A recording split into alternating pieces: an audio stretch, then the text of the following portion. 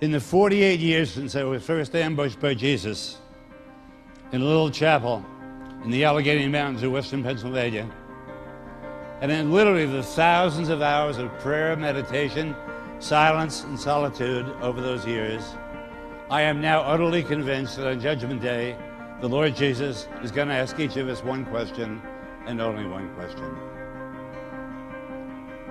Did you believe that I loved you? That I desired you? That I waited for you day after day? That I longed to hear the sound of your voice? The real believers there will answer, yes, Jesus. I believe in your love, and I tried to shape my life as a response to it. But many of us who are so faithful in our ministry, in our practice, in our church going, are going to have to reply, well, frankly, no, sir. I mean, I never really believed it. I mean, I heard a lot of wonderful sermons and teachings about it. In fact, I gave quite a few myself. But I always thought that was just a way of speaking, a kindly lie, some Christian's pious pat on the back to cheer me on. And there's the difference between the real believers and the nominal Christians that abound in our churches across the land. No one can measure like a believer the depth and the intensity of God's love, but at the same time, no one can measure like a believer the effectiveness of our gloom, pessimism, low self-esteem, self-hatred, and despair that block God's way to us. Do you see why it is so important to lay hold of this basic truth of our faith?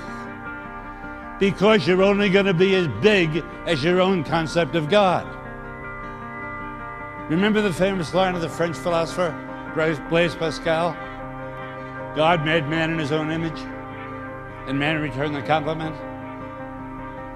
We often make God in our own image, and he wants us to be as fussy, rude, narrow-minded, legalistic, judgmental, unforgiving, unloving as we are.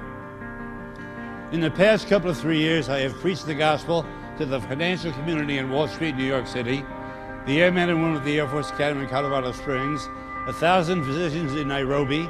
I've been in churches in Bangor, Maine, Miami, Chicago, St. Louis, Seattle, San Diego, and honest, the God of so many Christians I meet is a God who is too small for me, because he is not the God of the Word. He is not the God revealed by and in Jesus Christ, who this moment comes right to your seat and says, I have a word for you.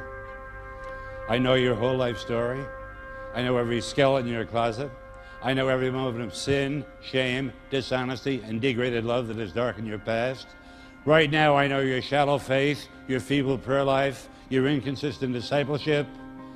And my word is this: I dare you to trust that I love you just as you are and not as you should be, because you're never going to be as you should be.